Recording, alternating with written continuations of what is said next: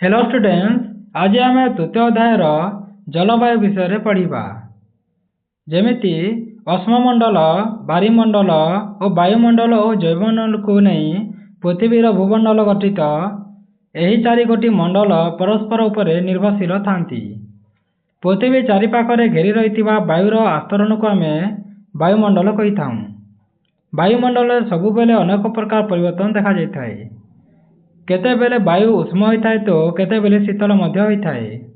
केतेबेले आर्द्र तो केतेबेले शुष्क एवं केतेक मृदु तो केतेबेले गतिशील होता है।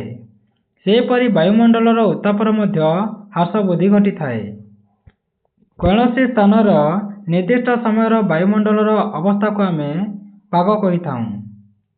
यही अवस्था गुड़िक है वायुर उत्ताप, वायुर चाप, वायु प्रवाहर दिग और बेग, आर्द्रता और वृष्टिपात इत्यादि। गोटे स्थानर पाग सब बेले स्थिर न थाए, समयानुसार सेटा परिवर्तन होता है। सकाले आकाश परिष्कार थाई भल पागर सूचना देता बेले संध्या बेल को घड़घड़ी सह वर्षा भी होता है। अल्प समय मध्य खरा पाग वर्षा पागरे बदली जाए। तेणु निर्दिष्ट पागर स्थायित्व कम समय पर रही थाए, किंतु जलवायु बहु वर्षर बा अति कम 35 वर्ष हाराहारी पाग को बुझा जाए। तेणु कौन से विस्तृत अंचल दीर्घ समय पाणीपागर हाराहारी अवस्था को आम जलवायु बोली कही था। यह शीघ्र बदली न थाए। अनेक वर्ष धरी गोटे अंचल गोटे प्रकार जलवायु देखा जाए। जलवायुर उपादान गुड़िक वायुर उत्ताप, वायुर चाप, वायु प्रवाह, वायुर आर्द्रता और वृष्टिपात। वायुमंडल उपादान गुड़िकर ह्रास वृद्धि सहित सर्वदा लगी रही थाए, किंतु केते सप्ताह बा मास पाई यह प्रकार अवस्था गुड़िकर देखा जाए। एक मास पाई उत्ताप अधिक थाए बा कम मध्य होता है। वर्षार परिणाम मध्य कम बा बेसी होता है। वायु प्रवाहर बेग मध्य कम बा अधिक हुए। यही सब उपादान गुड़िकर स्थायित्व उपर निर्भर करी गोटे वर्ष को केते गोटी ऋतुर आम व्यक्त करिछुं। जेमिति ग्रीष्म ऋतु, वर्षा ऋतु, शीत ऋतु, शरत ऋतु, हेमंत ऋतु और बसंत ऋतु। सेहीपरि जलवायुर समानता दृष्टि पृथ्वी को केते गोटी अंचल विभक्त करा जायछि। भारत में मुख्यतः मौसमी जलवायु देखा जाए। मौसमी शब्दटी आरब देशर मौसम शब्द आसी, जार अर्थ होइछि ऋतुकालीन वायु प्रवाह। यह ऋतुभेदर वार्षिक मध्य 6 मास पाई एक निर्दिष्ट दिगरु प्रभावित होइथिबा बेले अन्य 6 मास तार विपरीत दिग को प्रभावित होता है। दक्षिण एवं दक्षिण पूर्व एशिया रे मध्य मौसमी जलवायु देखा जाए। भारत में गोटे प्रकार जलवायु अनुभूत होते मध्य उत्ताप और वृष्टिपात परिणाम सबुठार सामान होई न थाए। ग्रीष्म ऋतु में राजस्थान मरुभूमिर केतेक अंचल उत्ताप 50 डिग्री सेल्सियस होता है। सेहीपरि शीत ऋतु में थिरुवनंतपुरम उत्ताप 20 डिग्री सेल्सियस थिबा बेले जम्मू काश्मीर द्रास ठारे -45 डिग्री सेल्सियस होता है। समुद्र ठारू दूर में अवस्थित स्थान गुड़िक दिन राति मध्य उत्तापर तारतम्य अधिक होता है। समुद्र निकट में अवस्थित स्थान गुड़िक उत्तापर तारतम्य अति कम होता है। थर मरुभूमिर पश्चिम अंचल में अवस्थित जैसलमेर ठारे साधारणतः दिन में 50 डिग्री सेल्सियस उत्ताप थिबा बेले राति 15 डिग्री सेल्सियस होता है। अंडमान निकोबर द्वीपपुंज गुड़िक दिन राति मध्य उत्तापर पार्थक्य 8 डिग्री सेल्सियस मध्य रही थाए। भारतर विभिन्न अंचल वर्षकर आकार, प्रकार और परिणाम भिन्न भिन्न होता है। विभिन्न ऋतु में विभिन्न स्थान में वर्षा होता है एवं वर्षार परिणाम मध्य पार्थक्य देखा जाए। हिमालयर उच्च अंचल में तुषारवृष्टि होता बेले देशर अन्य स्थान में जलवृष्टि होता है। देशर उत्तर पूर्वांचल केतेक स्थान में वार्षिक वृष्टिपात 1000 सेंटीमीटर अधिक होता बेले लद्दाख और पश्चिम राजस्थान में 10 सेंटीमीटर कम वृष्टिपात होता है। देशर अधिकांश अंचल जून रु सेप्टेम्बर मास मध्य वृष्टिपात होता है, किंतु तमिलनाडु केतेक स्थान, करमंडल उपकूल, जम्मू काश्मीर, पंजाब, हरियाणा, हिमाचल प्रदेश, दिल्ली और पश्चिम उत्तर प्रदेश आदि अंचल शीत ऋतु में वृष्टिपात होता है। ଉପକୂଳ ଅଞ୍ଚଳଗୁଡ଼ିକରେ ଗୋଟିଏ ଋତୁକୁ ଆଉ ଗୋଟିଏ ଋତୁ ମଧ୍ୟରେ ଥିବା ତାପମାତ୍ରାର ପାର୍ଥକ୍ୟ ଖୁବ୍ କମ୍ ହୋଇଥାଏ। ସେହିପରି ଦୈନିକ ତାପମାତ୍ରାରେ ମଧ୍ୟ ବିଶେଷ ହ୍ରାସ ବୃଦ୍ଧି ଘଟିନଥାଏ। ମାତ୍ର ଆଭ୍ୟନ୍ତରୀଣ ଅଞ୍ଚଳରେ ଦୈନିକ ତାପମାତ୍ରାରେ ଅଧିକ ପାର୍ଥକ୍ୟ ଦେଖାଯାଏ। ଶୀତ ଋତୁ ଏବଂ ଗ୍ରୀଷ୍ମ ଋତୁର ଉତ୍ତାପ ମଧ୍ୟରେ ବହୁତ ପାର୍ଥକ୍ୟ ଦେଖାଯାଇଥାଏ। ଉତ୍ତରରେ ଅବସ୍ଥାରେ ଥିବା ସମତଳ ଅଞ୍ଚଳରେ ବୃଷ୍ଟିପାତ ପୂର୍ବରୁ ପଶ୍ଚିମକୁ କ୍ରମଶଃ ହ୍ରାସ ପାଇଥାଏ। ଉତ୍ତାପ ଓ ବୃଷ୍ଟିପାତର ତାରତମ୍ୟ ହେତୁ ଲୋକମାନଙ୍କର ଖାଦ୍ୟ, ପେୟ, ବସ୍ତ୍ର, ବାସଗୃହ ଓ ଜୀବନଯାପନ ପ୍ରଣାଳୀରେ ପାର୍ଥକ୍ୟ ମଧ୍ୟ ରହିଥାଏ। ତାପରେ ଜାଣିବା ଆମେ ଜଳବାୟୁର ନିୟାମକ ବିଷୟରେ। ସାଧାରଣତଃ ଜଳବାୟୁ 10 ଗୋଟି ନିୟାମକ ଦ୍ୱାରା ପ୍ରଭାବିତ ହୋଇଥାଏ। ସେଗୁଡ଼ିକ ହେଲା ଅକ୍ଷାଂଶ, ଉଚ୍ଚତା, ସମୁଦ୍ରଠାରୁ ନିକଟବର୍ତ୍ତତା, ବାୟୁ ପ୍ରବାହର ଦିଗ, ମୃତ୍ତିକା, ଅରଣ୍ୟ, ସାମୁଦ୍ରିକ ସ୍ରୋତ, ପର୍ବତର ଅବସ୍ଥିତି, ବୃଷ୍ଟିପାତ ଓ ଭୂମିର ଢାଳୁ। ଏହା ହେଉଛି 10 ଗୋଟି ନିୟାମକ ଗୁଡ଼ିକ। ଏହାକୁ ସହଜରେ ମନେ ରଖିବା ପାଇଁ ଲ୍ୟାଣ୍ଡସ୍ ଫର୍ମ ବୋଲି ଆମେ କହିଥାଉ। ପୃଥିବୀର ଆକାର ଯୋଗୁଁ ସୌରାଭିତାପ ସବୁ ସ୍ଥାନରେ ସମାନ ଭାବରେ ଅନୁଭୂତ ହୁଏ ନାହିଁ। ଅକ୍ଷାଂଶ ଅନୁସାରେ ବିଷୁବ ରେଖାଠାରୁ ଉତ୍ତର ଓ ଦକ୍ଷିଣ ମେରୁ ଆଡ଼କୁ ସୌରାଭିତାପ କ୍ରମଶଃ ହ୍ରାସ ପାଇଥାଏ। ସୌରାଭିତାପର ହ୍ରାସ ବୃଦ୍ଧି ଅନୁସାରେ ବିଭିନ୍ନ ସ୍ଥାନରେ ତାପମାତ୍ରାରେ ମଧ୍ୟ ହ୍ରାସ ବୃଦ୍ଧି ହୋଇଥାଏ। ତେଣୁ ବିଷୁବ ରେଖା ଅଞ୍ଚଳରେ ଉତ୍ତାପ ସବୁଠାରୁ ଅଧିକ ହୋଇଥାଏ ଏବଂ ମେରୁ ଅଞ୍ଚଳରେ ଉତ୍ତାପ ସବୁଠାରୁ କମ୍ ହୋଇଥାଏ। ବିଷୁବ ରେଖା ଆଡ଼ୁ ମେରୁ ଆଡ଼କୁ ଉତ୍ତାପ କ୍ରମଶଃ ହ୍ରାସ ପାଇଥାଏ। ସମୁଦ୍ର ପତନଠାରୁ ଉଚ୍ଚତା ଅନୁସାରେ ତାପମାତ୍ରା କମିଥାଏ। ତେଣୁ ଗ୍ରୀଷ୍ମ ଋତୁରେ ପର୍ବତ ଉପରେ ଥଣ୍ଡା ଲାଗେ ଓ ବାୟୁର ଘନତ୍ୱ ମଧ୍ୟ ଉଚ୍ଚତା ଅନୁସାରେ କମିଯାଇଥାଏ। ଅଧିକ ଉଚ୍ଚତା ବାୟୁ ପତଳା ହୋଇଥାଏ। କୌଣସି ସ୍ଥାନର ଚାପ ବାୟୁ ପ୍ରବାହର ସାଧାରଣତଃ ଅକ୍ଷାଂଶ ଓ ଉଚ୍ଚତା ଉପରେ ନିର୍ଭର କରିଥାଏ। ଏହାଦ୍ୱାରା ଉତ୍ତାପ ଓ ବୃଷ୍ଟିପାତ ମଧ୍ୟ ନିୟନ୍ତ୍ରିତ ହୋଇଥାଏ।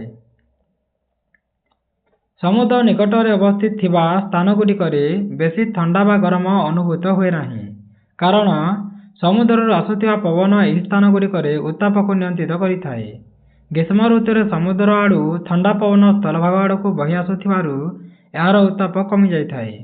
ସେହିଭଳି ଶୀତ ଋତୁରେ ଅପେକ୍ଷାକୃତ ଗରମ ପବନ ସମୁଦ୍ର ଆଡ଼କୁ ବହି ଆସି ସ୍ଥଳଭାଗର ଉତ୍ତାପ ବୃଦ୍ଧି କରିବାରେ ସହାୟତା କରିଥାଏ। ସମୁଦ୍ରରେ ଦୁଇ ପ୍ରକାର ସ୍ରୋତ ପ୍ରବାହିତ ହୋଇଥାଏ। ଗୋଟିଏ ହେଲା ଉଷ୍ଣ ସ୍ରୋତ ଓ ଆଉ ଗୋଟିଏ ହେଲା ଶୀତଳ ସ୍ରୋତ। ପ୍ରଥମେ ଆମେ ଉଷ୍ଣ ସ୍ରୋତ ବିଷୟରେ ଜାଣିବା। ଉଷ୍ଣ ସ୍ରୋତର ଉତ୍ତାପ ତାର ଚାରିପାଖରେ ଥିବା ଜଳରାଶି ଠାରୁ ଅପେକ୍ଷାକୃତ ଅଧିକ ହୋଇଥାଏ। ଫଳରେ ଉଷ୍ଣ ସ୍ରୋତର ପ୍ରଭାବରେ ଉତ୍ତାପ ବୃଦ୍ଧି ପାଇଥାଏ।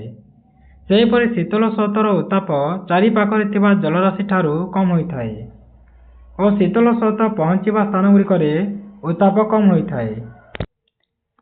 ସାମୁଦ୍ରିକ ସ୍ରୋତ ଦ୍ୱାରା ଜଳବାୟୁ ନିୟନ୍ତ୍ରିତ ମଧ୍ୟ ହୋଇଥାଏ। ତେଣୁ ଏହି ସ୍ଥାନଗୁଡ଼ିକରେ ସମଭାବାପନ୍ନ ନାତିଶୀତୋଷ୍ଣ ଜଳବାୟୁ ଦେଖାଯାଇଥାଏ। ସମୁଦ୍ରଠାରୁ ଦୂରରେ ଅବସ୍ଥିତ ଥିବା ସ୍ଥାନଗୁଡ଼ିକର ଜଳବାୟୁ ଉପରେ ସାମୁଦ୍ରିକ ପବନ ବା ସ୍ରୋତର କୌଣସି ନିୟନ୍ତ୍ରିତ ନଥାଏ। ଫଳରେ ଏହି ସ୍ଥାନଗୁଡ଼ିକରେ ମହାଦେଶୀୟ ଜଳବାୟୁ ଦେଖାଯାଇଥାଏ। ଏଠାରେ ଦିନ ରାତି ମଧ୍ୟରେ ତାପମାତ୍ରା ଓ ଗ୍ରୀଷ୍ମ ଋତୁ ଓ ଶୀତ ଋତୁ ମଧ୍ୟରେ ଥିବା ତାପମାତ୍ରାରେ ତାରତମ୍ୟ ଅଧିକ ଥାଏ। ଭୂପ୍ରକୃତି ଦ୍ୱାରା ମଧ୍ୟ ଜଳବାୟୁ ନିୟନ୍ତ୍ରିତ ହୋଇଥାଏ। ଉଚ୍ଚ ପର୍ବତ ଗୁଡ଼ିକ ଶୀତଳ ବା ଉଷ୍ଣ ବାୟୁର ଗତିପଥରେ ପ୍ରତିବନ୍ଧକ ସୃଷ୍ଟି କରିଥାନ୍ତି। ଫଳରେ ଉଷ୍ଣ ବାୟୁ ବା ଶୀତଳ ବାୟୁ ତାକୁ ଅତିକ୍ରମ କରି ପର୍ବତର ଉପର ପାର୍ଶ୍ୱକୁ ଯାଇପାରେ ନାହିଁ। ଜଳୀୟ ବାଷ୍ପ ପୂର୍ଣ୍ଣ ଉଷ୍ଣ ବାୟୁ ପର୍ବତରେ ବାଧା ପାଇଲା ପରେ ଉପରକୁ ଉଠିଥାଏ। ବାଧା ପାଇବା ହେତୁ ଏହାର ଉତ୍ତାପ ବଢ଼ିଯାଏ। ଏହା ସମ୍ପ୍ରସାରିତ ହୋଇ ପର୍ବତର ପ୍ରତିବାଦ ପାର୍ଶ୍ୱରେ ବର୍ଷା ହୋଇଥାଏ। ପର୍ବତର ଅପର ପାର୍ଶ୍ୱରେ ବା ଅନୁବାତ ପାର୍ଶ୍ୱରେ ବୃଷ୍ଟିପାତର ପରିମାଣ କମିଯାଇଥାଏ, କାରଣ ବାୟୁରେ ଜଳୀୟ ବାଷ୍ପ କମ୍ ହୋଇଥାଏ। ଗାଢ଼ ରଙ୍ଗର ମୃତ୍ତିକା ଗୁଡ଼ିକ ସୂର୍ଯ୍ୟଙ୍କର ଉତ୍ତାପକୁ ଖୁବ୍ ଶୀଘ୍ର ଗ୍ରହଣ କରିଥାନ୍ତି। ଫଳରେ ଏମାନେ ଖୁବ୍ ଶୀଘ୍ର ଗରମ ହୋଇଥାନ୍ତି। କଳା ମାଟି ଓ ଲାଲ ମାଟି ଥିବା ସ୍ଥାନଗୁଡ଼ିକରେ ଦିନବେଲା ଏହି କାରଣ ଯୋଗୁଁ ଅଧିକ ଉତ୍ତାପ ଅନୁଭୂତ ହୋଇଥାଏ। ଉଦ୍ଭିଦ ବର୍ଗକୁ ଜଳବାୟୁର ଦର୍ପଣ ବୋଲି କୁହାଯାଇଥାଏ। ଉଦ୍ଭିଦର ପତ୍ର ପୃଷ୍ଠରୁ ଜଳ ଉତ୍ସେଦନ ହୋଇଥାଏ। ଏହା ଫଳରେ ବାୟୁମଣ୍ଡଳର ଆର୍ଦ୍ରତା ବୃଦ୍ଧି ପାଇଥାଏ। ଉଦ୍ଭିଦ ବାୟୁର ଉତ୍ତାପକୁ ପରିମିତ ମଧ୍ୟ କରିଥାଏ। ବହୁତ ବୃଷ୍ଟିପାତ ଅଞ୍ଚଳରେ ଆର୍ଦ୍ର ଜଳବାୟୁ ଦେଖାଯାଉଥିବା ବେଳେ କମ୍ ବୃଷ୍ଟିପାତ ପାଉଥିବା ଅଞ୍ଚଳରେ ଶୁଷ୍କ ଜଳବାୟୁ ଦେଖାଯାଇଥାଏ। ତାପରେ ଆମେ ଜାଣିବା ଭାରତର ଜଳବାୟୁ ନିୟାମକ ବିଷୟରେ। କର୍କଟ କ୍ରାନ୍ତି ଭାରତର ମଧ୍ୟଭାଗରେ ପଶ୍ଚିମରେ ରାନ୍ ଅଫ୍ କଚ୍ଛ ଠାରୁ ଦୂରରେ ମିଜୋରାମ ଦେଇଯାଇଥାଏ। ତେଣୁ କର୍କଟ କ୍ରାନ୍ତି ଦକ୍ଷିଣକୁ ଅବସ୍ଥିତ ସ୍ଥାନଗୁଡ଼ିକର ଅଧିକ ପରିମାଣରେ ଆଲୋକ ଓ ଉତ୍ତାପ ପାଇଥାନ୍ତି। କ୍ରାନ୍ତୀୟ ବଳୟରେ ଅବସ୍ଥିତ ଥିବାରୁ ସେହି ସ୍ଥାନଗୁଡ଼ିକରେ କ୍ରାନ୍ତୀୟ ଜଳବାୟୁ ଅନୁଭୂତ ହୋଇଥାଏ ଓ କର୍କଟ କ୍ରାନ୍ତି ଉତ୍ତରରେ ଥିବା ସ୍ଥାନଗୁଡ଼ିକରେ ଉପକ୍ରାନ୍ତୀୟ ମଣ୍ଡଳରେ ଅବସ୍ଥିତ ଥିବାରୁ କମ୍ ପରିମାଣର ଆଲୋକ ଓ ଉତ୍ତାପ ପାଇଥାନ୍ତି। ଫଳରେ ସେଠାରେ ଉପକ୍ରାନ୍ତୀୟ ଜଳବାୟୁର ଗୁଣଗୁଡ଼ିକ ଅନୁଭୂତ ହୋଇଥାଏ। ଭାରତର ଉତ୍ତରରେ ହିମାଳୟ ପର୍ବତ ଅବସ୍ଥିତ। ଏହାର ହାରାହାରି ଉଚ୍ଚତା ପ୍ରାୟ 6000 ମିଟର। ଏସିଆର ମଧ୍ୟଭାଗକୁ ପ୍ରବାହିତ ହେଉଥିବା ଶୀତଳ ବାୟୁ ହିମାଳୟ ଦ୍ୱାରା ବାଧାପ୍ରାପ୍ତ ହୋଇଥାଏ। ଏହି ବାୟୁ ହିମାଳୟକୁ ଅତିକ୍ରମ କରିପାରେ ନାହିଁ। ଫଳରେ ଭାରତର ସମତଳ ଅଞ୍ଚଳରେ ଥିବା ଏହି ପ୍ରବେଶ କରିପାରେ ନାହିଁ। ତେଣୁ ଭାରତର ଉତ୍ତାପ ଶୀତଦିନେ ମଧ୍ୟ ଏସିଆ ଠାରୁ ଅଧିକ ଥାଏ ଏବଂ ମଧ୍ୟ ଏସିଆ ପରି ଶୀତଦିନେ ଅଧିକ ଶୀତ ଅନୁଭୂତ ହୁଏ ନାହିଁ। ତାପରେ ଆମେ ଜାଣିବା ବାୟୁର ଚାପ ଓ ବାୟୁ ପ୍ରବାହ ବିଷୟରେ। ଭାରତର ଜଳବାୟୁ ପାଗ ସାଧାରଣତଃ 3 ଗୋଟି ଅବସ୍ଥା ଉପରେ ନିର୍ଭର କରିଥାଏ।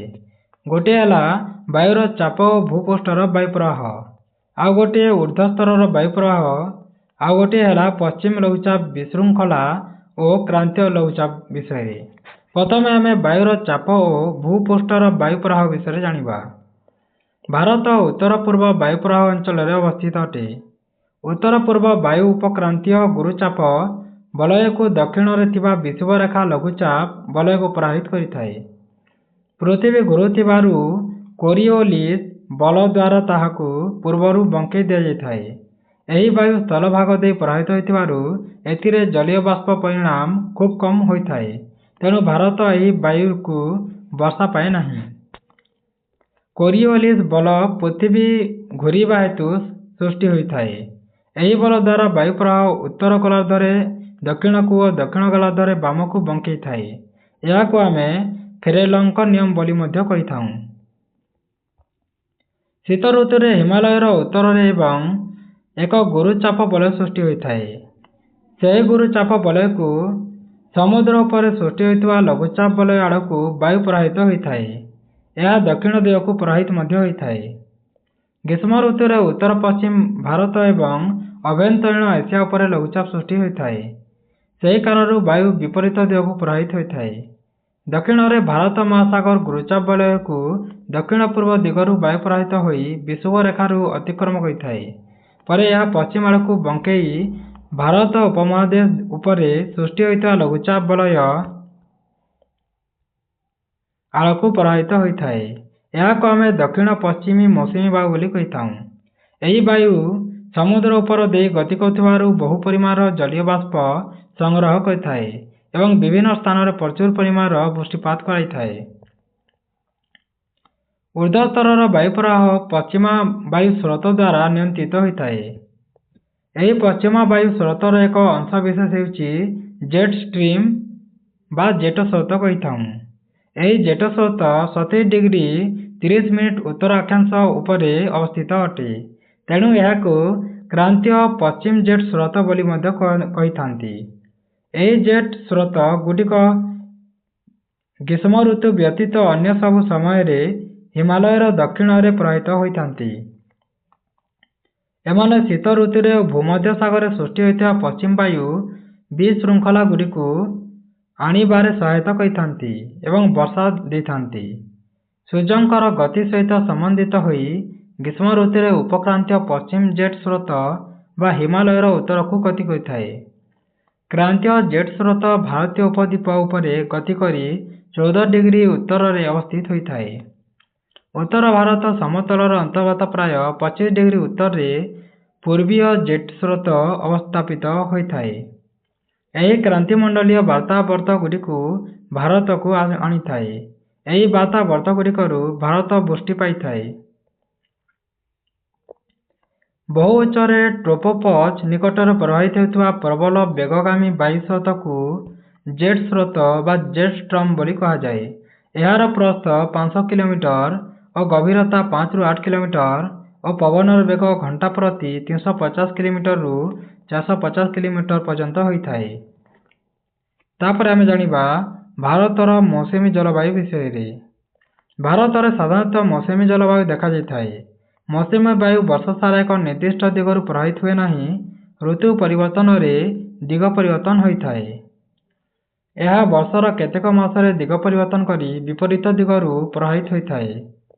ସାଧାରଣତଃ ଆରବ ଦେଶରୁ ବାଣିଜ୍ୟ କରିବାକୁ ଆସୁଥିବା ନାବିକମାନେ ବାୟୁ ପ୍ରବାହର ଦିଗ ଉପରେ ନିର୍ଭର କରି ବୋଇତ ଚାଳନା କରୁଥିଲେ। ବିପରୀତ ଦିଗରୁ ପ୍ରବାହିତ ମୌସୁମୀ ବାୟୁ ସେମାନଙ୍କୁ ସହଜରେ ବୋଇତ ଚଳାଇ ଫେରିବା ସମୟରେ ସହାୟତା କରୁଥିଲା। ତେଣୁ ପ୍ରଥମ କରି ସେମାନେ ବିପରୀତ ଦିଗ ପରିବର୍ତ୍ତନକାରୀ ବାୟୁର ନାମ ମୌସୁମୀ ବାୟୁ ବୋଲି ରଖିଥିଲେ। ସାଧାରଣତଃ ମୌସୁମୀ ବାୟୁ କ୍ରାନ୍ତୀୟ ବଳୟରେ 20 ଡିଗ୍ରୀ ଉତ୍ତରରୁ 20 ଡିଗ୍ରୀ ଦକ୍ଷିଣ ଅକ୍ଷାଂଶ ମଧ୍ୟରେ ପ୍ରବାହିତ ହୋଇଥାଏ। ମୌସୁମୀ ବାୟୁ ପ୍ରବାହର କାରଣଗୁଡ଼ିକ ଆମେ ଏବେ ଜାଣିବା। ପ୍ରଥମେ ଜଳ ଓ ସ୍ଥଳ ଭାଗର ଉତ୍ତାପ ଗ୍ରହଣ ଓ ବିକିରଣର ଅସମାନତା ବା ଗରମ ଓ ଥଣ୍ଡା ହେବାର ସମୟର ପାର୍ଥକ୍ୟ ଆମେ ଜାଣିବା। ସ୍ଥଳଭାଗ ପରିବହନ ପ୍ରକ୍ରିୟାରେ ଗରମ ହୋଇଥାଏ। ମାଟି କଣିକା ଗୁଡ଼ିକ ଚଳନଶୀଳ ହୋଇନଥିବାରୁ ସ୍ଥଳଭାଗର କେବଳ ଉପରି ଭାଗ ଉତ୍ତାପ ଗ୍ରହଣ କରିଥାଏ, ଫଳରେ ଏହା ବହୁ ଶୀଘ୍ର ଗରମ ହୋଇଯାଏ। ଅଧିକ ଉତ୍ତାପ ହେତୁ ସ୍ଥଳଭାଗ ଉପରେ ଲଘୁଚାପ ସୃଷ୍ଟି ହୋଇଥାଏ। ଜଳଭାଗ ପରିଚାଳନା ପ୍ରକ୍ରିୟାରେ ଗରମ ହୋଇଥାଏ ଓ ଜଳର 3ଟି ଅବସ୍ଥା ଥିବାରୁ ଏହା ଚଳନଶୀଳ ହୋଇଥାଏ। ଉତ୍ତାପ ହେତୁ ଜଳ ଜଳୀୟ ବାଷ୍ପରେ ପରିଣତ ହୋଇଥାଏ ଓ ପ୍ରଥମ ସ୍ତର ଉତ୍ତପ୍ତ ହେଲା ପରେ ଦ୍ୱିତୀୟ ସ୍ତରଟି ଉତ୍ତପ୍ତ ମଧ୍ୟ ହୋଇଯାଏ। ଏହିପରି ବହୁ ପରିମାଣର ଜଳ ଗରମ ହୋଇଥିବାରୁ ଜଳଭାଗ ଗରମ ହେବାକୁ ସ୍ଥଳଭାଗ ଅପେକ୍ଷା 2.5 ଗୁଣ ଅଧିକ ସମୟ ନେଇଥାଏ। ଫଳରେ ଜଳଭାଗ ସ୍ଥଳଭାଗଠାରୁ ଅପେକ୍ଷାକୃତ ଥଣ୍ଡା ଥାଏ ଏବଂ ଏହା ଉପରେ ଗୁରୁଚାପ ସୃଷ୍ଟି ହୋଇଥାଏ। ଗୁରୁଚାପରୁ ଲଘୁଚାପ ଆଡ଼କୁ ବାୟୁ ପ୍ରବାହିତ ହୋଇଥାଏ। ଗ୍ରୀଷ୍ମ କାଳରେ ଜଳଭାଗରୁ ସ୍ଥଳଭାଗ ଆଡ଼କୁ ବାୟୁ ପ୍ରବାହିତ ହୋଇଥାଏ। ଏହାକୁ ଆମେ ଦକ୍ଷିଣ ପଶ୍ଚିମ ମୌସୁମୀ ବାୟୁ ବୋଲି କହିଥାଉ। ଜୁନରୁ ସେପ୍ଟେମ୍ବର ମାସ ମଧ୍ୟରେ ଏହି ଜଳୀୟ ବାଷ୍ପପୂର୍ଣ୍ଣ ବାୟୁ ଭାରତର ଅଧିକାଂଶ ଅଞ୍ଚଳରେ ବୃଷ୍ଟିପାତ କରାଇଥାଏ। ଶୀତ କାଳରେ ବିପରୀତ ଅବସ୍ଥା ସୃଷ୍ଟି ହୋଇଥାଏ ଓ ସ୍ଥଳଭାଗ ଉପରେ ଉତ୍ତାପ କମ୍ ଥାଏ, ତେଣୁ ଏହା ଉପରେ ଗୁରୁଚାପ ସୃଷ୍ଟି ହୋଇଥାଏ। ଜଳଭାଗ ବହୁ ସମୟ ଧରି ଉତ୍ତରକୁ ଧରି ରଖୁଥିବାରୁ ଏହାର ଉତ୍ତର ଅଧିକ ହୋଇଥାଏ, ଫଳରେ ଏହା ଉପରେ ଲଘୁଚାପ ସୃଷ୍ଟି ହୋଇଥାଏ। ବାୟୁଚାପର ପାର୍ଥକ୍ୟ ହେତୁ ସ୍ଥଳଭାଗ ଆଡ଼ୁ ଶୀତଳ ବାୟୁ ଭାରତ ମହାସାଗର ଆଡ଼କୁ ପ୍ରବାହିତ ହୋଇଥାଏ। ଏହି ବାୟୁ ସ୍ଥଳଭାଗ ଆଡ଼ୁ ଆସୁଥିବାରୁ ଶୁଷ୍କ ହୋଇଥାଏ। ଉତ୍ତର ପୂର୍ବ ଆୟନ ବାୟୁ ଏବଂ ଦକ୍ଷିଣ ପୂର୍ବ ଆୟନ ବାୟୁ ବିଷୁବମଣ୍ଡଳର ଲଘୁଚାପ ଅଞ୍ଚଳରେ ପରସ୍ପର ସହିତ ମିଳିତ ହୋଇଥାନ୍ତି। ଏହାକୁ ଆନ୍ତଃକ୍ରାନ୍ତୀୟ ଅଭିସରଣ କ୍ଷେତ୍ର ବୋଲି କୁହାଯାଏ। ସୂର୍ଯ୍ୟଙ୍କର ଉତ୍ତରାୟଣୀୟ ଗତି ସମୟରେ ଆନ୍ତଃକ୍ରାନ୍ତୀୟ ଅଭିସରଣ କ୍ଷେତ୍ର ଉତ୍ତର ଆଡ଼କୁ ଅପସାରିତ ହୋଇଥାଏ। ଗ୍ରୀଷ୍ମ ଋତୁରେ ବିଷୁବରେଖାର ପ୍ରାୟ 25 ଡିଗ୍ରୀ ଉତ୍ତରରେ ଗଙ୍ଗା ସମତଳ ଅଞ୍ଚଳ ଉପରେ ଥାଏ। ଏହାକୁ ମୌସୁମୀ ଅବନମନ ବୋଲି ମଧ୍ୟ କହିଥାଉ। ମାଡାଗାସ୍କାର ପୂର୍ବରେ ଗୁରୁଚାପ ବଳୟ ପାଖାପାଖି 20 ଡିଗ୍ରୀ ଦକ୍ଷିଣ ଅକ୍ଷାଂଶରେ ଭାରତ ମହାସାଗର ଉପରେ ଥାଏ। ଏହାର ଅବସ୍ଥିତ ଓ ଘନତ୍ୱ ଭାରତ ମୌସୁମୀ ଜଳବାୟୁକୁ ପ୍ରଭାବିତ କରିଥାଏ। ଭାରତର ଉତ୍ତରରେ ଅବସ୍ଥିତ ଥିବା ତିବ୍ଦତ ମାଳଭୂମି ଗ୍ରୀଷ୍ମ କାଳରେ ଅଧିକ ଉତ୍ତପ୍ତ ହେବା ଫଳରେ ଶକ୍ତିଶାଳୀ ଉଲମ୍ବ ବାୟୁସ୍ରୋତ ସୃଷ୍ଟି ହୋଇଥାଏ। ସମୁଦ୍ର ପତନର 9 କିଲୋମିଟର ଉପରେ ଏକ ଲଘୁଚାପ ବଳୟ ମଧ୍ୟ ସୃଷ୍ଟି ହୋଇଥାଏ। ପଶ୍ଚିମ ଜେଟ୍ ସ୍ରୋତ ହିମାଳୟର ଉତ୍ତରକୁ ନିଜର ସ୍ଥାନ ପରିବର୍ତ୍ତନ କରିଥାଏ ଓ ପୂର୍ବୀୟ ଜେଟ୍ ସ୍ରୋତ ଭାରତର ଉପଦ୍ୱୀପୀୟ ଉପରେ ଗ୍ରୀଷ୍ମ କାଳରେ ରହିଥାଏ। ଦକ୍ଷିଣ ସମୁଦ୍ରରେ ଚାପର ପରିବର୍ତ୍ତନରେ ମଧ୍ୟ ଜଳବାୟୁ ପ୍ରଭାବିତ ହୋଇଥାଏ। ସାଧାରଣତଃ କ୍ରାନ୍ତୀୟ ମଣ୍ଡଳରେ ଅବସ୍ଥିତ ଥିବା ଦକ୍ଷିଣ ପ୍ରଶାନ୍ତ ମହାସାଗର ଉପରେ ଗୁରୁଚାପ ଏବଂ ପୂର୍ବ ଭାରତ ମହାସାଗର ଉପରେ ଲଘୁଚାପ ରହିଥାଏ, କିନ୍ତୁ ସମୟ ସମୟ ଏହାର ବିପରୀତ ଲକ୍ଷଣ ଦେଖାଯାଇଥାଏ। ପୂର୍ବ ପ୍ରଶାନ୍ତ ମହାସାଗର ପୂର୍ବ ଭାରତ ମହାସାଗର ଅପେକ୍ଷା କମ୍ ଚାପ ପରିଲକ୍ଷିତ ହୋଇଥାଏ। ଏହି ପରିବର୍ତ୍ତନଶୀଳ ଚାପକୁ ଆମେ ଦକ୍ଷିଣ ଦୋଳନ କିମ୍ବା ଏସୋ ବୋଲି କହିଥାଉ। ଚାପର ତାରତମ୍ୟ ତାହିତି ଦ୍ୱୀପ ଉପରେ ଏବଂ ଅଷ୍ଟ୍ରେଲିଆର ଡାରୱିନ୍ଠାରେ ଗଣନା କରାଯାଇ ମୌସୁମୀ ବାୟୁର ତୀବ୍ରତା ବିଷୟରେ ଆମେ ଭବିଷ୍ୟ ସୂଚନା କରିଥାଉ ବା ଦିଆଯାଇଥାଏ। ଚାପର ପାର୍ଥକ୍ୟ ବେଶୀ ନଥିଲେ ମୌସୁମୀ ବାୟୁ ଡେରିରେ ଆସେ। ବୃଷ୍ଟିପାତର ପରିମାଣ ସାଧାରଣତଃ ଆକଳନ ବୃଷ୍ଟିପାତର ପରିମାଣଠାରୁ କମ୍ ହେବାର ସୂଚନା ମିଳିଥାଏ। ଚାପ ପରିବର୍ତ୍ତନ ପାଇଁ ଏଲ୍ ନିନୋ ଉଷ୍ଣ ସ୍ରୋତ ଦାୟୀ ବୋଲି ଜଣାପଡ଼ିଥାଏ। ଦକ୍ଷିଣ ଆମେରିକାର ପେରୁ ଉପକୂଳରେ ସାଧାରଣତଃ ପେରୁ ଶୀତଳ ସ୍ରୋତ ପ୍ରବାହିତ ହୋଇଥାଏ, କିନ୍ତୁ ପ୍ରତ୍ୟେକ 2 ବର୍ଷରୁ 5 ବର୍ଷ ମଧ୍ୟରେ ପେରୁ ଶୀତଳ ସ୍ରୋତ ବଦଳରେ ଏଲ୍ ନିନୋ ବା ଉଷ୍ମ ସ୍ରୋତ ପେରୁ ଉପକୂଳରେ ପ୍ରବାହିତ ହୋଇଥାଏ। ଏଲ୍ ନିନୋ ସ୍ରୋତ ସହିତ ଚାପର ତାରତମ୍ୟ ଜଡ଼ିତ ଥିବାରୁ ଏହାକୁ ଏଲ୍ ନିନୋ ଦୋଳନ ବୋଲି କୁହାଯାଇଥାଏ। ଏଲ୍ ନିନୋ କାହାକୁ କହିବା ଆମେ ଜାଣିବା। ଏହା ଏକ ସାମୟିକ ଉଷ୍ଣ ସ୍ରୋତ କୁହାଯାଏ। ଗରମକୁ ଏହା ଅସ୍ଥାୟୀ ଭାବରେ ପେରୁ ଉପକୂଳରେ ପେରୁ ଶୀତଳ ସ୍ରୋତ ଜାଗାରେ ପ୍ରବାହିତ ହୋଇଥାଏ। ସ୍ପେନୀୟ ଭାଷାରେ ଏହି ଶବ୍ଦର ଅର୍ଥ ହେଲା ଶିଶୁ। ଏହା ଖ୍ରୀଷ୍ଟ ମାସରେ ପ୍ରବାହିତ ହୋଇଥିବାରୁ ଏହାକୁ ଶିଶୁ ଖ୍ରୀଷ୍ଟ ବୋଲି ନାମିତ କରାଯାଇଛି। ତାପରେ ଏହା ଯୋଗୁଁ ସମୁଦ୍ର ପୃଷ୍ଠ ଦେଶରେ ଉତ୍ତାପ ବୃଦ୍ଧି ପାଇଥାଏ ଏବଂ ବାଣିଜ୍ୟ ବାୟୁ ଦୁର୍ବଳ ହୋଇଥାଏ। ତାପରେ ଆମେ ଜାଣିବା ମୌସୁମୀ ବାୟୁର ଆଗମନ ଓ ପ୍ରତ୍ୟାବର୍ତ୍ତନ ବିଷୟରେ, କିପରି ଆସିଥାଏ ଓ କିପରି ଚାଲିଯାଇଥାଏ। ମୌସୁମୀ ବାୟୁ ବାୟୁମଣ୍ଡଳର ଅବସ୍ଥା ଦ୍ୱାରା ପ୍ରବାହିତ ହୋଇଥାଏ। ଏହା କ୍ରାନ୍ତୀୟ ସମୁଦ୍ରକୁ ପ୍ରଚୁର ପରିମାଣରେ ଜଳୀୟ ବାଷ୍ପ ଗ୍ରହଣ କରେ ଓ ବର୍ଷ ସାରା ଏହି ବାୟୁ ସ୍ଥିର ଓ ନିୟମିତ ଭାବରେ ପ୍ରବାହିତ ହୋଇଥାଏ ନାହିଁ, କାରଣ ସାଧାରଣତଃ 100ରୁ 120 ଦିନ ମଧ୍ୟରେ ଜୁନ୍ ମାସର ଆରମ୍ଭରୁ ଆସି ସେପ୍ଟେମ୍ବର 15 ପର୍ଯ୍ୟନ୍ତ ରହିଥାଏ। ଏହାର ଆଗମନ ପରେ ସାଧାରଣତଃ ବୃଷ୍ଟିପାତ ବୃଦ୍ଧି ପାଇ କେତେ ଦିନ ପର୍ଯ୍ୟନ୍ତ ନିରବଚ୍ଛିନ୍ନ ଭାବରେ ହୋଇଥାଏ। ଏହାର ଆଗମନ ପରେ ସାଧାରଣତଃ ବୃଷ୍ଟିପାତ ବୃଦ୍ଧି ପାଇ କେତେ ଦିନ ପର୍ଯ୍ୟନ୍ତ ନିରବଚ୍ଛିନ୍ନ ଭାବରେ ଲାଗିଥାଏ, କାରଣ ଏହାକୁ ଆମେ ମୌସୁମୀ ବିସ୍ଫୋରଣ ମଧ୍ୟ କହିଥାଉ। ମୌସୁମୀ ବାୟୁ ଜୁନ୍‌ରୁ ପ୍ରଥମ ସପ୍ତାହର ଭାରତ ଦକ୍ଷିଣ ଶୀର୍ଷାଂଶରେ ଭାରତୀୟଙ୍କ ଉପଦ୍ୱୀପରେ ପହଞ୍ଚି 2 ଭାଗରେ ବିଭକ୍ତ ହୋଇଥାଏ: ଆରବ ସାଗର ଶାଖା ଏବଂ ବଙ୍ଗୋପସାଗର ଶାଖା।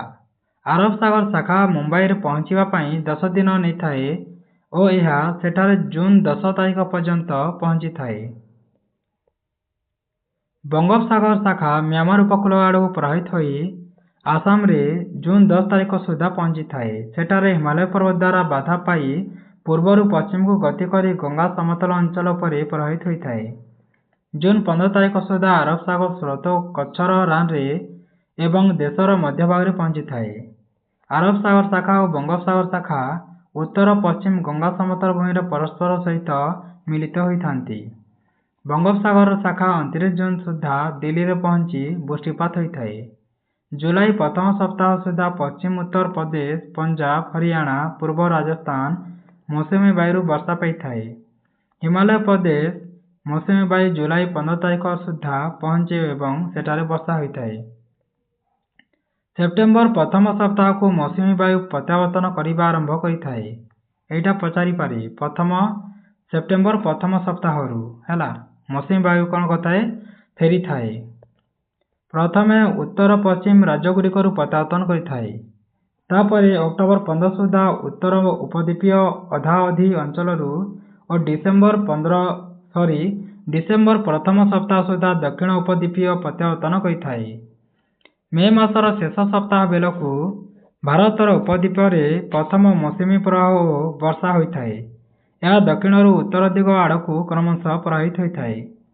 ଡିସେମ୍ବର ମାସର ପ୍ରଥମ ସପ୍ତାହରୁ ଜାନୁଆରୀ ମାସର ପ୍ରଥମ ସପ୍ତାହ ମଧ୍ୟରେ ମୌସୁମୀ ବାୟୁ ଉତ୍ତରରୁ ଦକ୍ଷିଣ ଆଡ଼କୁ ପ୍ରତ୍ୟାବର୍ତ୍ତନ କରିଥାଏ। ଏହି ସମୟ ବେଳକୁ ଭାରତର ସବୁ ଅଞ୍ଚଳରେ ଶୀତକାଳୀନ ମୌସୁମୀ ବାୟୁ ପ୍ରବାହିତ ହୋଇଥାଏ। ତାପରେ ଆମେ ଋତୁ ବିଷୟରେ ଜାଣିବା। ମୌସୁମୀ ଜଳବାୟୁରେ ଗୋଟିଏ ଋତୁ ଅନ୍ୟ ଋତୁଗୁଡ଼ିକ ଠାରୁ ଅନେକ ଗୁଣରେ ଭିନ୍ନ ହୋଇଥାଏ। ପାଗ ଋତୁକୁ ପରିବର୍ତ୍ତନ ହୋଇଥାଏ। ଦେଶର ମଧ୍ୟବର୍ତ୍ତୀ ସ୍ଥାନରେ ଅବସ୍ଥିତ ଥିବା ରାଜ୍ୟଗୁଡ଼ିକରେ ପାଗର ପରିବର୍ତ୍ତନ ବିଶେଷ ଭାବରେ ପରିଲକ୍ଷିତ ହୋଇଥାଏ। ଉପକୂଳବର୍ତ୍ତୀ ଅଞ୍ଚଳରେ ସାମୁଦ୍ରିକ ପ୍ରଭାବ ହେତୁ ସାଧାରଣତଃ ଉତ୍ତାପର ପାର୍ଥକ୍ୟ କମ୍ ହୋଇଥାଏ, କିନ୍ତୁ ବୃଷ୍ଟିପାତ ବଣ୍ଟନର ପରିମାଣରେ ବହୁତ ପ୍ରଭେଦ ଦେଖାଯାଇଥାଏ। ଭାରତରେ ସାଧାରଣତଃ 4 ଗୋଟି ଋତୁ ଅନୁଭୂତ ହୋଇଥାଏ। ଗୋଟିଏ ହେଲା ଶୀତ ଋତୁ। ଭାରତରେ ଶୀତ ଋତୁ ଡିସେମ୍ବର ପ୍ରଥମ ସପ୍ତାହରୁ ଆରମ୍ଭ ହୋଇଥାଏ। ଏହା ଫେବୃଆରୀ ମାସ ପର୍ଯ୍ୟନ୍ତ ରହିଥାଏ। ସାଧାରଣତଃ ଉତ୍ତାପ ଦକ୍ଷିଣରୁ ଉତ୍ତରକୁ ହ୍ରାସ ପାଇଥାଏ, ତେଣୁ ଜାନୁଆରୀ ଓ ଫେବୃଆରୀ ମାସରେ ସବୁଠାରୁ ଅଧିକ ଶୀତ ଉତ୍ତର ଭାରତରେ ଅନୁଭୂତ ହୋଇଥାଏ। ଉତ୍ତର ଭାରତର ସମତଳ ଅଞ୍ଚଳରେ ମାସିକ ହାରାହାରି ଉତ୍ତାପର ପରିମାଣ 15 डिग्री 15 डिग्री सेल्सियस होता बेले ता स्थले चेन्नईर पूर्व उपकूल यहाँ 24 डिग्री 25 डिग्री सेल्सियस होता है।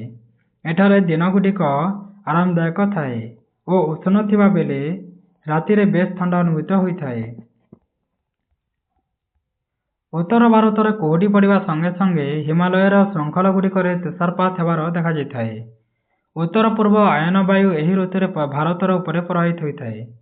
यह स्थलभाग को जलभाग आड़ को प्रभावित होतिबारु एथिरे जलीय बाष्प परिणाम कम थाए।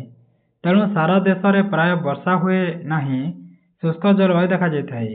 किंतु तमिलनाडुर उपकूल अंचल किछि परिमाण वर्षा होता है, कारण यही वायु पर बंगोपसागर उपर दे गति करुवा समय प्रचुर परिमाण जलीय बाष्प संग्रह करी तमिलनाडु उपकूल अंचल प्रवेश करिथाए, फल सेठारे वर्षा होता है। देशर उत्तरांचल गुरुचाप बलय सृष्टि होता है। यही गुरुचाप बलय को वायु धीरे धीरे बाहर को प्रभावित करता है। यही वायु भूमि रूप द्वारा प्रभावित हो गंगा उपत्यका अंचल पश्चिम और उत्तर पश्चिम दिगू प्रभावित होता है। यही समय आकाश निर्मल देखा जाए। उत्ताप पवनर गति और जलीय बाष्पर परिणाम कम थिबारु लक्ष्य करा जायथाए। यही ऋतुर विशेषत्व है भूमध्य सागर और पश्चिम एशियार अनेक गुड़िए वातावरण सृष्टि होता है। यही वातावरण गुड़ी को आम पश्चिमा विशृंखला बोली कही था। एमाने पश्चिम जेट स्रोत द्वारा नियंत्रित होई उत्तर पश्चिम और उत्तर गंगा समतल अंचल प्रवेश करते। तेणु शीत ऋतु में गंगा उपत्यका थिबारु वर्षा पाई एवं पर्वत अंचल बरफ वृष्टि होता है। वर्षार परिणाम अल्प हेले मध्य यह शीतकालीन रबी फसल पाई विशेष उपयोगी होता है। उपद्वीप अंचल शीत ऋतु में उत्ताप कम थाए, तेणु एठारे अधिक परिमाण शीत अनुभूत हुए नहीं, कारण यह समुद्र द्वारा परिवेष्टित। एठारे शीत ऋतु नहीं बोली कहले भूल हेब नहीं। तापर आमे जानिबा ग्रीष्म ऋतु विषय। मार्च मास शेष बेलू सूर्यंकर उत्तरायण आपातरे गति आरंभ करता है, फल पृथ्वीर उत्ताप बलय उत्तर दिग को घुंची जाए। उत्तर गला द्वारा सूर्यंकर किरण लंब भाव पड़ुथिबारु उत्तापर वृद्धि घटी थाए। तेणु मार्च मास ठारू मे मास पर्यंत भारत में ग्रीष्म ऋतु होता है। मार्च मासरे डेकान मालभूमि उपर सर्वाधिक उत्ताप 38 डिग्री सेल्सियस पर्यंत रेकर्ड करा जायथाए। एप्रिल मासरे गुजरात और मध्य प्रदेश उपर उत्तापर परिणाम पाखापाखि 42 डिग्री सेल्सियस होता है। मे मासरे देशर उत्तर पश्चिम अंचल गुड़िकर उत्ताप प्राय 35 डिग्री सेल्सियस थिबार देखा जायथाए। दक्षिण उपद्वीपीय भारत में सामुद्रिक प्रभाव जोगु उत्ताप कम थाए। ग्रीष्म ऋतु में देशर उत्तरांचल उत्तापर अत्यधिक वृद्धि हेतु वायुर चाप कम थाए। फल मे मासरे शेष सुधा एक विस्तृत लघुचाप बलय सृष्टि होता है। यार विस्तृति उत्तर पश्चिम में अवस्थित थर मरुभूमि ठारू आरंभ हो पाटना और पूर्व दक्षिण पूर्व छोटनागपुर मालभूमि पर्यंत रही है। यही लघुचाप अंचल चतुर्दिग को वायु चलाचल होता है। यही ऋतु में भारतर उत्तर पश्चिमांचल बलशाली उष्म शुष्क वायु दिन में प्रभावित होता है। यह लू नाम परिचित। बेले बेले संध्या पर यही वायु प्रभावित हो जनजीवन अस्तव्यस्त करता है। यह संस्पर्श आसिले देह खराब होबार संभावना अधिक थाए। मे मासरे उत्तर भारत में धूलिझड़ हुए और एथिपाई ठंडा पवन बहे और अल्प वर्षा होता है। फल उत्ताप सामयिक भाव में ह्रास पाए। यही धूलिझड़ जो जनजीवन उत्कृष्ट उत्ताप किछि समय अस्वस्ति होता है। यही ऋतु में कौन स्थान में पवनर वेग अधिक होता है तो घड़घड़ी सह हठात प्रबल वर्षा कुआपथर सहित होता है। पश्चिम बंग यार नाम कालबैशाखी कही कहुए। यह बैशाख मासरे प्राकृतिक विपर्य सृष्टि होथिबारु यार नामकरण एपरि करा जायछि। ग्रीष्म ऋतु शेष होला बेले केरल एवं कर्नाटक प्राक मौसमी वर्षा होता है। यह आंब को शीघ्र पाचिबारे साहाय्य करुथिबारु याको आमे आम्रपुष्टि नाम नामित करिछु। तापर आमे वर्षा ऋतु विषय जानिबा। जून मास प्रारंभ में भारतर उत्तरांचल लघुचापर तीव्रता अत्यधिक वृद्धि पाई थाए। फल एक शासित लघुचाप बलय राजस्थान ठारू पश्चिम बंग मध्य सृष्टि होता है। ଏହି ଲଘୁଚାପ ଅଞ୍ଚଳ ଆଡ଼କୁ ଆରବ ସାଗର ଓ ବଙ୍ଗୋପସାଗରରୁ ବାୟୁ ପ୍ରବାହିତ ହୋଇଥାଏ। ଏହି ଲଘୁଚାପ ବଳୟ ଦକ୍ଷିଣ ଗୋଲାର୍ଦ୍ଧର ଆୟନ ବାୟୁକୁ ମଧ୍ୟ ଆକର୍ଷିତ କରେ।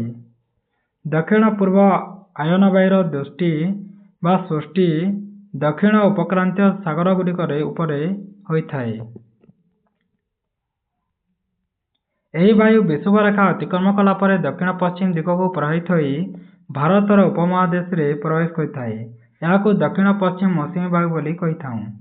ଏହି ବାୟୁ ଉଷ୍ଣ ସମୁଦ୍ର ଉପରେ ପ୍ରବାହିତ ହୋଇଥିବାରୁ ପ୍ରଚୁର ପରିମାଣରେ ଜଳୀୟ ବାଷ୍ପ ସଂଗ୍ରହ କରି ଭାରତର ଉପଦ୍ୱୀପରେ ପହଞ୍ଚିଥାଏ। ଏହି ବାୟୁ ବହୁତ ଶକ୍ତିଶାଳୀ। ଏହାର ବେଗ ପ୍ରତି ଘଣ୍ଟାରେ ପ୍ରାୟ 30 କିଲୋମିଟର ହୋଇଥାଏ। ଉତ୍ତର ପଶ୍ଚିମ ଅଞ୍ଚଳ ବ୍ୟତୀତ ସମଗ୍ର ଭାରତବର୍ଷକୁ 1 ମାସ ମଧ୍ୟରେ ପ୍ରଦର୍ଶିତ କରିଥାଏ। ଦକ୍ଷିଣ ପଶ୍ଚିମ ମୌସୁମୀ ବାୟୁର ଆଗମନରେ ପାଗରେ ଅନେକ ପରିବର୍ତ୍ତନ ଦେଖାଯାଇଥାଏ।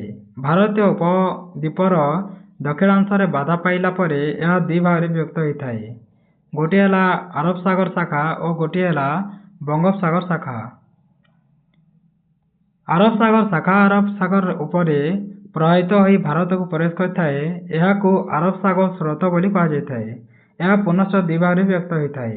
ଗୋଟିଏ ଭାଗ ପଶ୍ଚିମ ଘାଟ ପର୍ବତମାଳାରେ ବାଧାପ୍ରାପ୍ତ ହୋଇ ତାର ପ୍ରତିବାଦ ଅଞ୍ଚଳରେ 250 ମିଲିଲିଟର ବର୍ଷା ଓ ଅନୁବାଦ ଅଞ୍ଚଳରେ 50 ମିଲିଲିଟର ବର୍ଷା ହୋଇଥାଏ।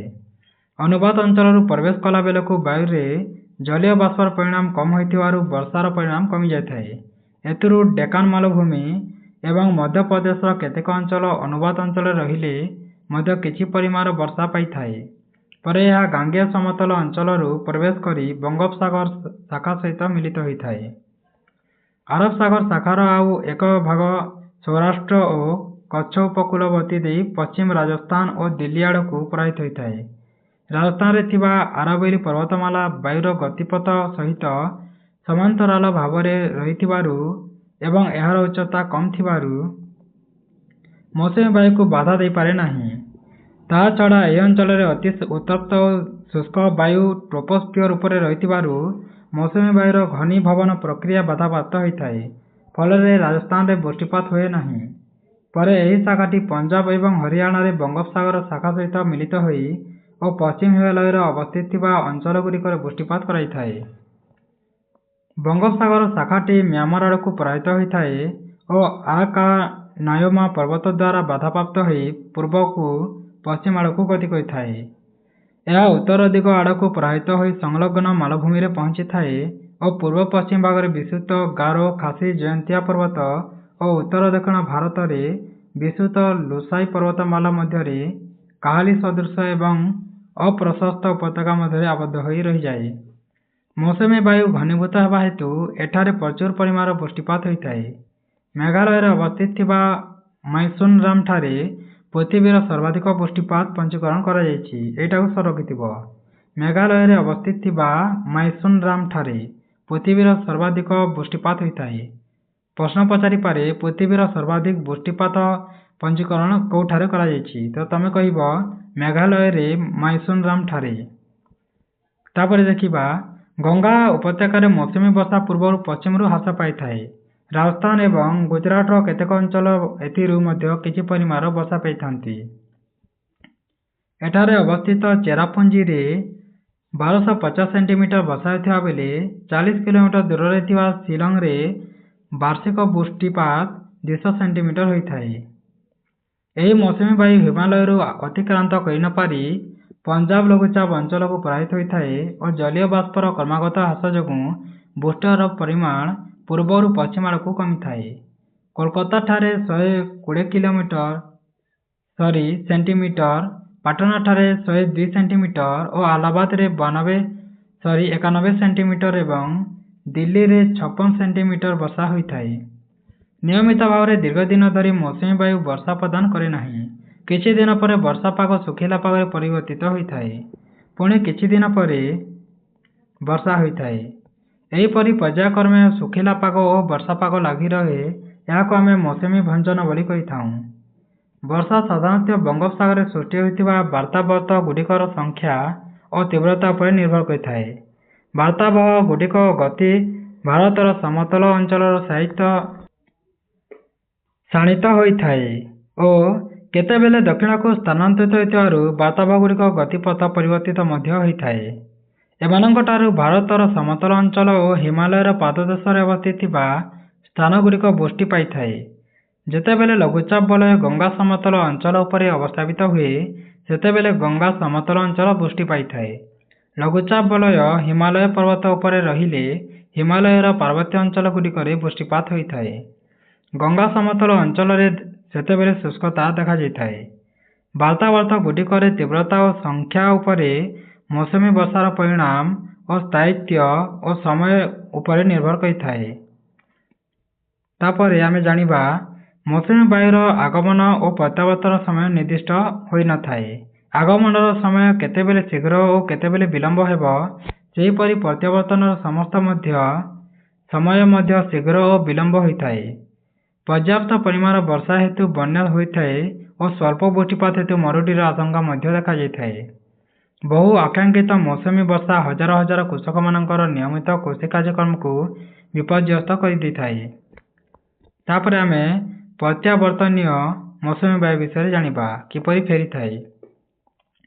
ଅକ୍ଟୋବର ଓ ନଭେମ୍ବର ମାସରେ ସୂର୍ଯ୍ୟଙ୍କର ଆପେକ୍ଷିକ ଦକ୍ଷିଣାୟନ ଗତି ଯୋଗୁଁ ଦକ୍ଷିଣ ଆଡ଼କୁ ଉତ୍ତାପ ବୃଷ୍ଟି ପାଇଥାଏ। ଫଳରେ ଉତ୍ତର ସମତଳ ଅଞ୍ଚଳ ଉପରେ ଥିବା ଲଘୁଚାପ ବଳୟ ଦୁର୍ବଳ ହୋଇଯାଇ କ୍ରମେ ଲଘୁଚାପ ବଳୟ ଗୁରୁଚାପରେ ପରିଣତ ହୋଇଥାଏ। ଦକ୍ଷିଣ ପଶ୍ଚିମ ମୌସୁମୀ ବାୟୁ ଦୁର୍ବଳ ହେବାକୁ ଲାଗେ ଏବଂ ଦକ୍ଷିଣକୁ ଗତି କରି ସ୍ଥଳଭାଗକୁ ଜଳଭାଗ ଆଡ଼କୁ ପରିବର୍ତ୍ତନ କରିଥାଏ। ଅକ୍ଟୋବର ମାସ ଆରମ୍ଭରେ ଏହା ଉତ୍ତର ସମତଳ ଅଞ୍ଚଳରୁ ଅପସାରିତ ହୋଇପାରିଥାଏ। ଏହି ସମୟରେ ଆକାଶ ପରିଷ୍କାର ଥାଏ, ଉତ୍ତାପର ବୃଦ୍ଧି ଘଟିଥାଏ ଓ ଦିନରେ ଅଧିକ ଉତ୍ତାପ ଅନୁଭୂତ ହେଉଥିବା ବେଳେ ରାତି ଶୀତଳ ଏବଂ ଆରାମଦାୟକ ହୋଇଥାଏ। ପାଗରେ ଅଧିକ ଉତ୍ତାପ ଓ ଆର୍ଦ୍ରତା ଥିବାରୁ ଦିନଗୁଡ଼ିକ କଷ୍ଟଦାୟକ ହୁଏ। ଏହାକୁ ଆମେ ଅକ୍ଟୋବର ତାପ ବୋଲି କହିଥାଉ। ଅକ୍ଟୋବର ମାସର ଦ୍ୱିତୀୟାର୍ଦ୍ଧରେ ଉତ୍ତର ସମତଳ ଅଞ୍ଚଳରେ ଉତ୍ତାପ ହ୍ରାସ ପାଇଥାଏ। ଜନଜୀବନ ଅସୁସ୍ଥ ହୋଇ ନଭେମ୍ବର ମାସ ଆରମ୍ଭରେ ପଶ୍ଚିମ ଭାରତରେ ଥିବା ଲଘୁଚାପ ବଳୟ କ୍ରମଶଃ ସ୍ଥାନାନ୍ତରିତ ହୋଇ ଆରବ ସାଗର ଉପରେ ଅବସ୍ଥାପିତ ହୋଇଥାଏ। ଏହି ସମୟରେ ଅନେକ ବାର୍ତ୍ତାବହ ଆଣ୍ଡାମାନ ଦ୍ୱୀପପୁଞ୍ଜ ନିକଟସ୍ଥ ସମୁଦ୍ରରେ ସୃଷ୍ଟି ହୋଇଥାଏ। ସେମାନେ ପୂର୍ବ ଭାରତୀୟ ଉପକୂଳ ଅତିକ୍ରମ କରି ପ୍ରଚୁର ପରିମାଣରେ ବୃଷ୍ଟିପାତ କରିଥାନ୍ତି। ଏହି ବାର୍ତ୍ତାବହଗୁଡ଼ିକ ବହୁଳ କ୍ଷତିକାରକ ହୋଇଥାଏ। ସେମାନେ ଗୋଦାବରୀ, କୃଷ୍ଣା ଓ କାବେରୀ ତ୍ରିକୋଣଭୂମିର ଜନବହୁଳ ଅଞ୍ଚଳରେ ପ୍ରବେଶ କରି ପ୍ରକୃତ କ୍ଷତି ସାଧନ କରିଥାନ୍ତି। କେତେକ ସମୟରେ ଏହି ବାର୍ତ୍ତାବର୍ତ୍ତଗୁଡ଼ିକ ଓଡ଼ିଶା, ପଶ୍ଚିମବଙ୍ଗ, ବାଂଲାଦେଶର ଉପକୂଳ ଅଞ୍ଚଳରେ ପ୍ରବେଶ କରି ଧନଜୀବନ ହାନି କରିଥାନ୍ତି। ଚେନ୍ନାଇ ଉପକୂଳ ଏହି ବାର୍ତ୍ତାବର୍ତ୍ତଗୁଡ଼ିକ ପ୍ରଚୁର ପରିମାଣରେ ବୃଷ୍ଟି ପାଇଥାଏ। ତାପରେ ଆମେ ଜାଣିବା ମୌସୁମୀ ବର୍ଷାର ବଣ୍ଟନ ବିଷୟରେ। ମୌସୁମୀ ବର୍ଷା କିପରି ହୋଇଥାଏ। ବିଭିନ୍ନ ବର୍ଷାରେ ବିଭିନ୍ନ ସ୍ଥାନରେ ବିଭିନ୍ନ ଋତୁରେ ବୃଷ୍ଟିପାତ ପରିମାଣରେ ପାର୍ଥକ୍ୟ ହେବାର ପଞ୍ଜୀକରଣକୁ କରାଯାଇଥାଏ। ସାଧାରଣତଃ ବୃଷ୍ଟିପାତ ପରିମାଣକୁ ନେଇ ଦେଶକୁ 3 ଗୋଟି ଅଞ୍ଚଳରେ ବିଭକ୍ତ କରାଯାଇଛି। ଗୋଟିଏ ହେଲା ବୃଷ୍ଟିବହୁଳ ଅଞ୍ଚଳ। ଭାରତର ପଶ୍ଚିମ ଉପକୂଳ ଏବଂ ଉତ୍ତର ପୂର୍ବ ଅଞ୍ଚଳରେ ବାର୍ଷିକ ହାରରେ 400 ସେଣ୍ଟିମିଟର ବର୍ଷା ହୋଇଥାଏ। ପଶ୍ଚିମଘାଟ ପର୍ବତମାଳାର ପଶ୍ଚିମ ପାର୍ଶ୍ୱ, ଆସାମ, ଦକ୍ଷିଣ ମେଘାଳୟ, ଅରୁଣାଚଳ ପ୍ରଦେଶ, ମଣିପୁର, ତ୍ରିପୁରା, ନାଗାଲାଣ୍ଡ ରାଜ୍ୟଗୁଡ଼ିକରେ ବୃଷ୍ଟିପାତ ପରିମାଣ 200 ସେଣ୍ଟିମିଟରରୁ ଅଧିକ ହୋଇଥାଏ। ଏଗୁଡ଼ିକୁ ବୃଷ୍ଟିବହୁଳ ଅଞ୍ଚଳ ବୋଲି ଆମେ କହିଥାଉ। ତାପରେ ମଧ୍ୟମ ବୃଷ୍ଟିପାତ ଅଞ୍ଚଳ। ତାମିଲନାଡୁ ଉପକୂଳ, ଓଡ଼ିଶା, ପଶ୍ଚିମବଙ୍ଗ, ଛତିଶଗଡ଼, ବିହାର, ଉତ୍ତରପ୍ରଦେଶ ଏବଂ ହିମାଳୟ ପାଦଦେଶରେ ଅବସ୍ଥିତ ଥିବା କେତେକ ଅଞ୍ଚଳରେ ବୃଷ୍ଟିପାତର ପରିମାଣ 100 ସେଣ୍ଟିମିଟର 200 ସେଣ୍ଟିମିଟର ମଧ୍ୟରେ ହୋଇଥାଏ। ଏଗୁଡ଼ିକୁ ମଧ୍ୟମ ବୃଷ୍ଟିପାତ ଅଞ୍ଚଳ ବୋଲି କୁହାଯାଇଥାଏ। ତାପରେ ବୃଷ୍ଟି ବିରଳ ବା ସ୍ୱଳ୍ପ ବୃଷ୍ଟି ଅଞ୍ଚଳ କାହାକୁ ଆମେ କହିବା ତ ରାଜସ୍ଥାନ, ପଞ୍ଜାବ, ହରିୟାଣା, ପଶ୍ଚିମବଙ୍ଗ, ଦକ୍ଷିଣ ପଶ୍ଚିମ, ଉତ୍ତରପ୍ରଦେଶ, ମଧ୍ୟପ୍ରଦେଶ, ଦାକ୍ଷିଣାତ୍ୟ ମାଳଭୂମିର ଅଧିକାଂଶ ଅଞ୍ଚଳରେ 100 ସେଣ୍ଟିମିଟରରୁ କମ୍ ବର୍ଷା ହୋଇଥାଏ। ଏହାକୁ ସ୍ୱଳ୍ପ ବୃଷ୍ଟି ଅଞ୍ଚଳ ବୋଲି କହିଥାଏ। ସ୍ୱଳ୍ପ ବୃଷ୍ଟି ପାଉଥିବା ଅଞ୍ଚଳଗୁଡ଼ିକରେ ବର୍ଷକୁ ବର୍ଷ ବୃଷ୍ଟିପାତର ପରିମାଣରେ ପାର୍ଥକ୍ୟ ପରିଲକ୍ଷିତ ହୋଇଥାଏ, କାରଣ ଏହି ଅଞ୍ଚଳଗୁଡ଼ିକରେ ବୃଷ୍ଟିପାତ ହେବା କିମ୍ବା ନ ହେବାର ସମ୍ଭାବନା ଥାଏ। ବୃଷ୍ଟିବହୁଳ ଅଞ୍ଚଳଗୁଡ଼ିକ ବନ୍ୟାରେ ଆକ୍ରାନ୍ତ ହେଲା ବେଳେ ସ୍ୱଳ୍ପ ବୃଷ୍ଟି ଅଞ୍ଚଳଗୁଡ଼ିକରେ ମରୁଡ଼ିର ସମ୍ଭାବନା ଦେଖାଯାଇଥାଏ। ଏହା ଥିଲା ଭାରତର ଜଳବାୟୁ ବିଷୟରେ। ଯଦି ଏହି ଭିଡ଼ିଓଟି ତୁମମାନଙ୍କୁ ଭଲ ଲାଗିଥାଏ ତେବେ ସେୟାର କରିଦେବ ଓ ସବସ୍କ୍ରାଇବ୍ କରିବା ଜମାରୁ ଭୁଲିବନି। ଆମେ ଆଉ ଗୋଟିଏ ଭିଡ଼ିଓରେ ଓଡ଼ିଶାର ଜଳବାୟୁ ବିଷୟରେ ଆମେ ପଢ଼ିବା। ଧନ୍ୟବାଦ।